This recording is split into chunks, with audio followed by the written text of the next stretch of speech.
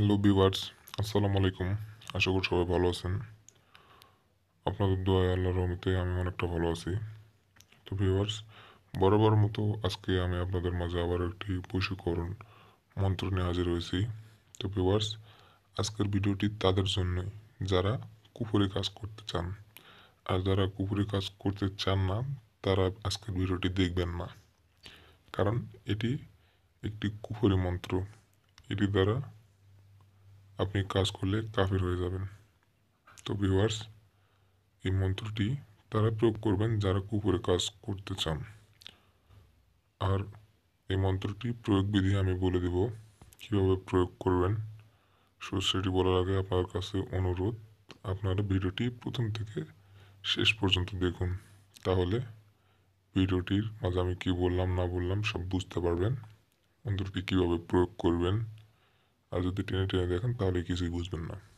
তো ভিউয়ার্স, আপনাদের মাঝে বেশি কথা বাড়াতে চাই না, চলুন কাজের কথায় আসি। আপনি যদি আমার চ্যানেলে নতুন হন তাহলে অবশ্যই সাবস্ক্রাইব করবেন এবং পাশে থাকা বেল বাটনটি বাজিয়ে দিবেন।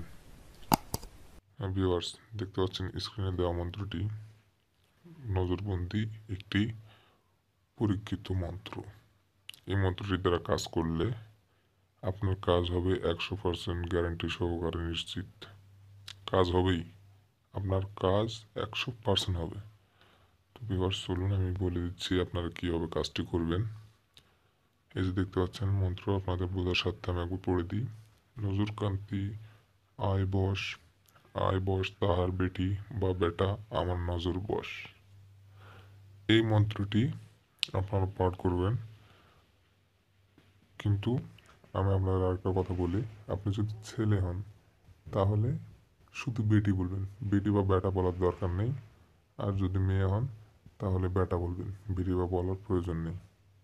তো ভিউয়ার্স, আমি আপনাদের আবারও বলছি, যদি আপনি ছেলে হন তাহলে এখানে বলবেন আয় বস তাহার বেটি, বেটি বা বেটা বলার কোনো প্রয়োজন নেই। আর যদি মেয়ে হয়ে থাকেন তাহলে এখানে বলবেন শুধু বেটা, বেটি বা বেটা বলার প্রয়োজন নেই। তো ভিউয়ার্স, এভাবে আপনারা মন্ত্রটি মুখস্থ করে ফেলবেন। মুখস্থ করে ফেলে পাক পবিত্র হয়ে আপনারা এই মন্ত্রটি এক ধ্যানে 1000 একবার পাঠ করবেন। 1000 একবার পাঠ করার পর আপনি যে মেয়ের সামনে যাবেন সেই মেয়ে আপনার বশীভূত হয়ে যাবে। কিন্তু তাকে আপনার চোখের দিক তাকাতে হবে। সেই মেয়েটি যদি আপনার চোখের দিকে তাকায় আর আপনি যদি তার চোখের দিকে তাকান, তো খুব খুব কম সময়ে নিমিষের মধ্যে সে আপনার বশীভূত হয়ে যাবে। তো ভিউয়ার্স, আপনারা এই মন্ত্রটি খারাপ কাজে ব্যবহার করবেন না। আপনাদের কাছে আমার অনুরোধ, আপনারা ভালোবাসার মানুষকে বা যাদের সঙ্গে সংসার করতে চান শুধু তাদের ক্ষেত্রেই এই মন্ত্রটি প্রয়োগ করুন।